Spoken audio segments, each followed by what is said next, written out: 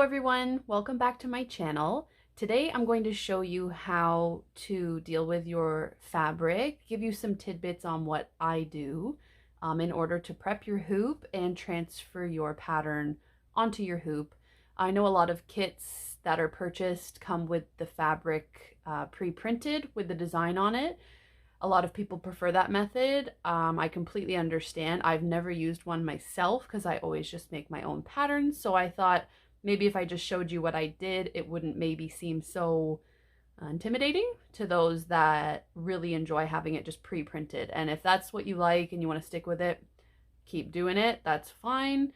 I just find that this is like a bit more affordable, a lot more flexible, just because you can transfer whichever image you like, whichever pattern you purchase or make yourself. And yeah, as soon as I used the erasable, heat erasable pen, it was a game changer for myself. So anyway, this should be a quick video. I'm just going to start by explaining the things you'll need: a hoop, material of your choice.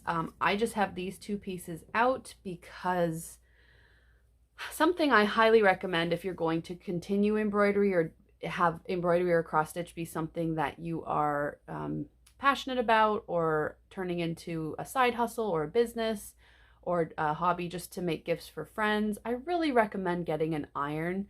I know not everyone has one nowadays. I feel like 20, 30, 40 plus years ago it was a staple from when it was invented. Now maybe not every household has one, but if you're going to get into embroidery, I really do recommend it. As you can see here, this one is just a cut piece of material from my larger pile of fabric that I bought at the fabric store.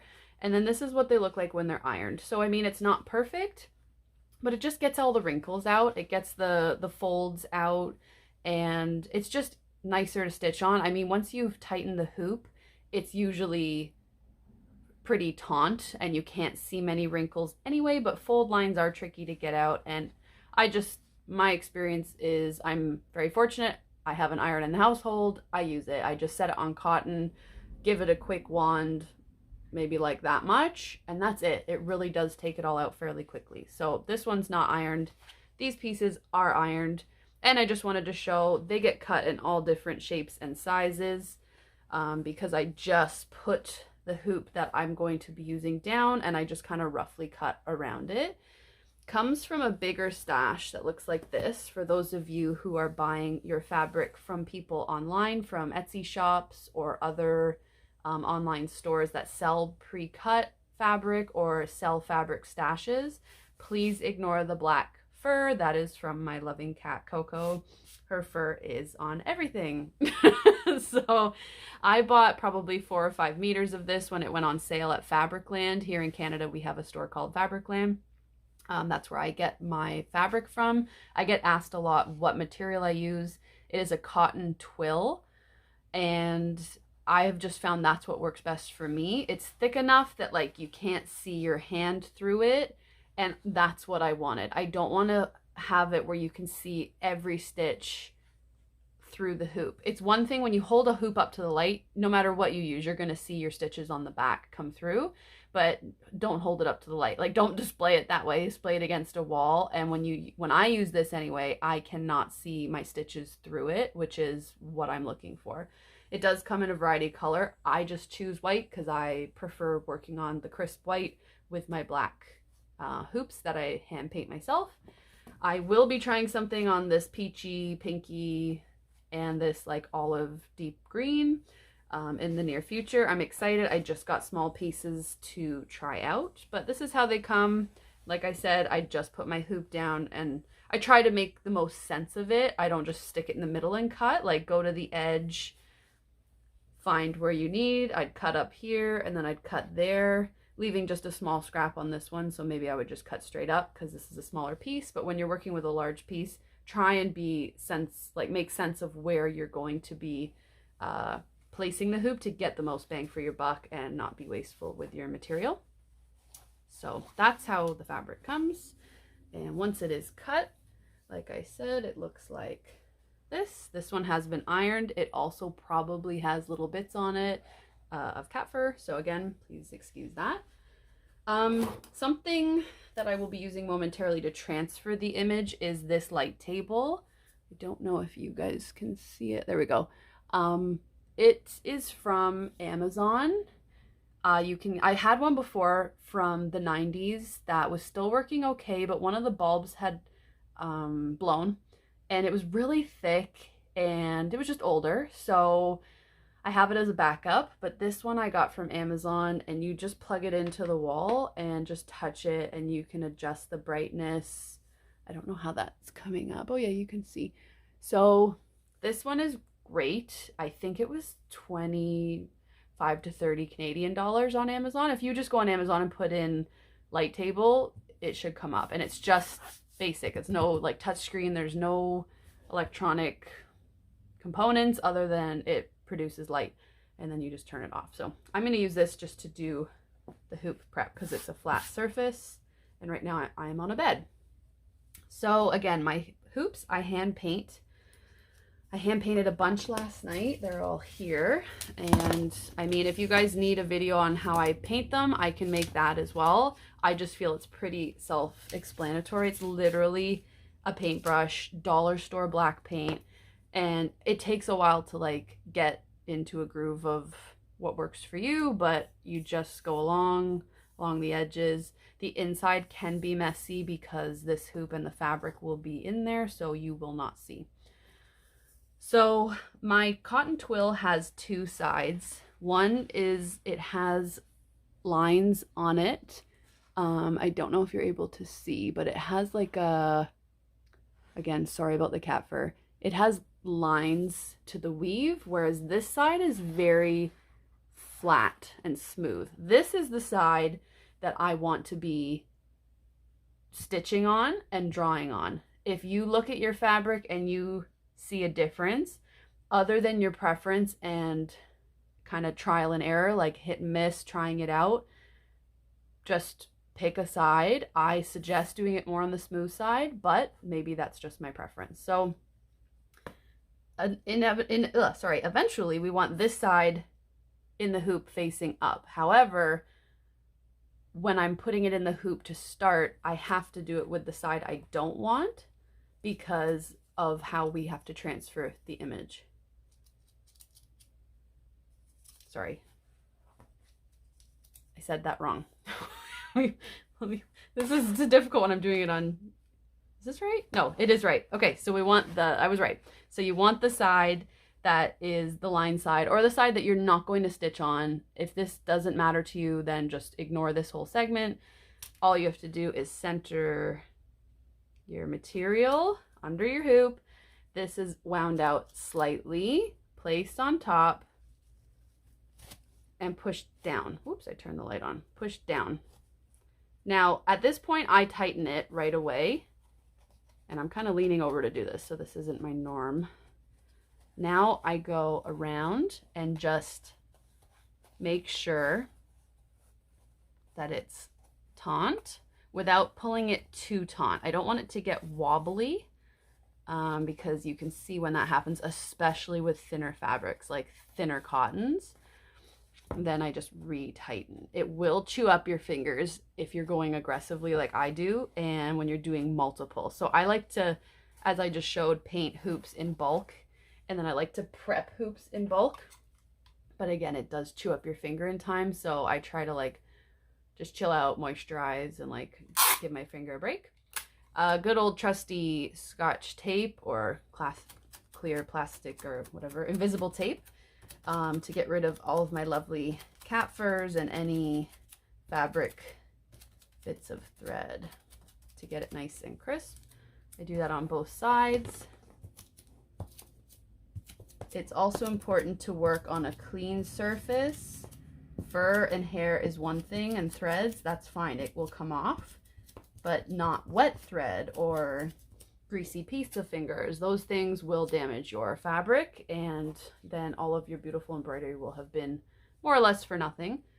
So keep your hands clean, keep your area clean. That's my advice. And as you can see, this is the way it will be finished. However, right now this is the side with the lines that I'm not going to embroider on. So that's what I was trying to explain. So this is the side I'm going to draw on. The reason this one is down, this is my pattern. This, by the time this video is out, should be available in my shop with the full pattern if you're interested. I'm going to turn on my light table, place my pattern down, which I have made myself, but if you purchase a pattern or make your own and you print it to scale or to the scale that you'd like, a good way to test that, I should have shown, is to take your hoop and make sure that it's going to fit how you are wanting it to fit, that the text is remotely centered, and that's how you can tell if it's going to fit your hoop. So now I place down my hoop like so, and this part I'm going to get on top here. This part is important. I'd say I want it like that. Once you're happy with the placement, this is when we use the handy dandy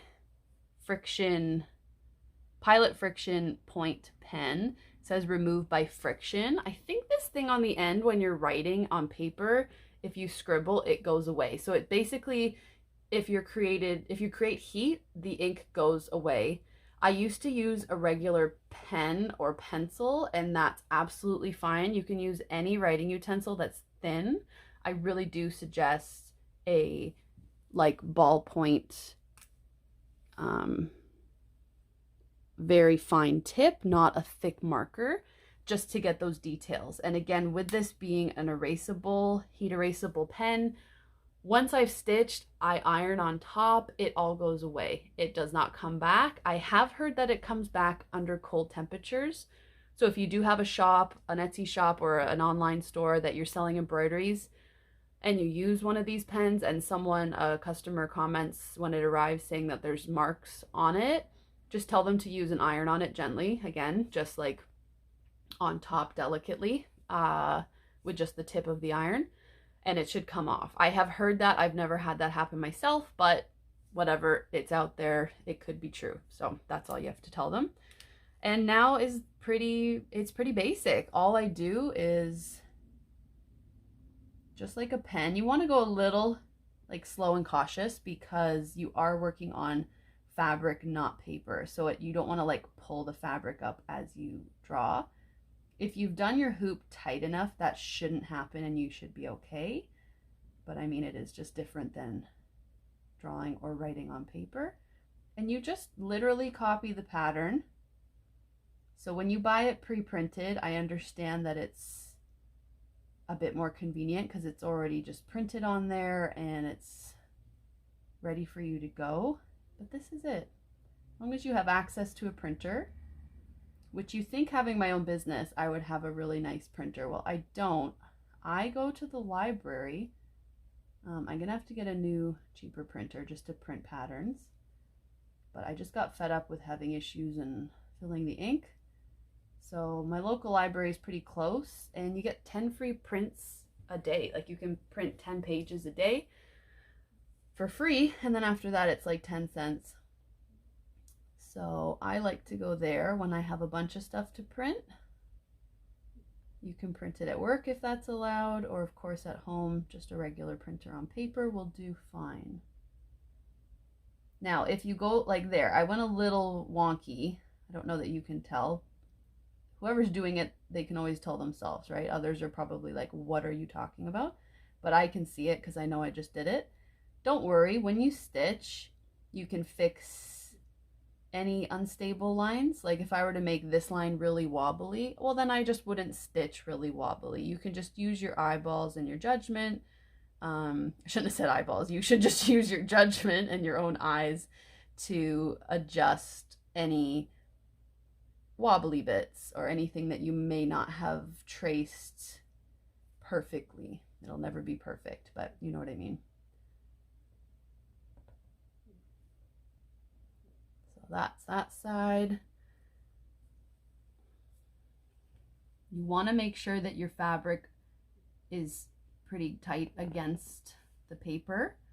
Otherwise it's going to move, and I mean, it's kind of easy to line back up again for me anyway, but just to avoid that headache, just keep it kind of firm together. Some people tape things down. you do whatever you have to do. But it really doesn't take that long. If you have a more intricate pattern, I understand wanting it pre-printed. Or if you were tracing it, maybe just like step back, take some breaks, let your back recover, your hand, whatever. Like if it's a very intense pattern, there's no rush. There's no rush in transferring it. Once it's there, it's there. And the magic with this marker again, or pen, I swear I'm not sponsored by them. I just really love it. If I messed up now, or I didn't center it right, or I didn't like what I did, I just go put my iron on. You can use a hair dryer as well. Anything that produces heat like that, and start all over again. It's hard to use a hair dryer. I've never used one, but I'd imagine like you can't be precise with where the heat's going as you can. You can't be as precise as you can with an iron. So I think a hair dryer would be more for just getting rid of all of it at the end. But right now, if I didn't like this side, I would just use my iron on this side. I'd have to take it out of the hoop and everything, but so that's that part done. And then the text, I'm gonna give a little tidbit with how I transfer certain letters. This may be not the best example for me to do this with, so maybe I'll do another video another day to have more examples. But any letters that are like a T, for instance, in this one, something that's just going to be more or less straight lines, instead of drawing them, I just do dots for that one letter. Everything else here I'm going to draw regularly, but that way it's just gonna be a single stitch. If you're doing more of like a chain stitch or a different stitch than just like a straight or back stitch, this is not for you. This is, you don't want to do this. But when you're just doing it like I do, which is, this is all just back stitch, I just do single 2 big stitches, and it keeps it nice and crisp. So here I'll do it. So from the top of the T down. Now the text shows it slightly curved, but I'd rather have it straight. So again, this is preference. Anywhere that there's like a straight line, that's why sometimes my process videos look weird, because there's a bunch of dots on them. I'm like, I should probably explain what I'm doing. So that's what that's all about. And journey.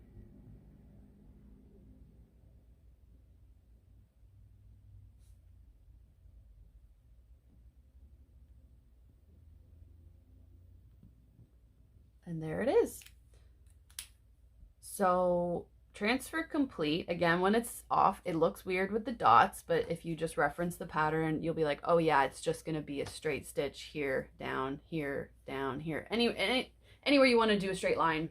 I've done this before for pretty much everything I stitch, and it works for me. So if you'd prefer to draw it out, by all means, you can draw it out as I did the rest.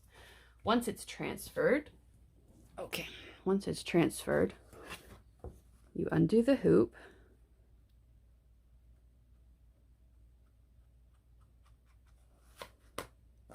We flip this over, and without ironing, because if we iron, this will erase. I just kind of see the dents. Oh shoot, keep doing that. I tighten this up a smidge just so when it goes on it's snug. And I just try to match up the lines basically of where it just was, just so it's remotely centered. There. Because see how that went on nice and snug, and this is already fairly tight? That's because I tightened this a bit before pushing it down. Now I'm going to tighten it a lot and then go around, take out any slack. I really like my hoops really tight. I think that is something that some people don't do, whether it's out of choice or they just aren't aware. Like, it should be really tight. It keeps your stitches, keep your stitches unison in terms of tightness as well. And like, it's kind of hard to mess up when you do that. I do a tight hoop and I do my stitches unison in terms of their tautness and I'm happy with the outcome of what I get. So that is it. So now you have your hoop all set as if you bought it pre-printed from a kit or from online. And when you are done embroidering, like I said, you'll just take an iron or a hair dryer, something that produces heat, expose this to heat, and the lines will go away. You will have stitched on top of most, if not all anyway, but sometimes they just poke out the edge a little bit and it is visible. So I just use the tip of my iron and go around gently like this until all of them are gone. At that point, I cut and finish my hoop. I do have a video on how to finish the back of your hoop, or how I choose to back my hoops.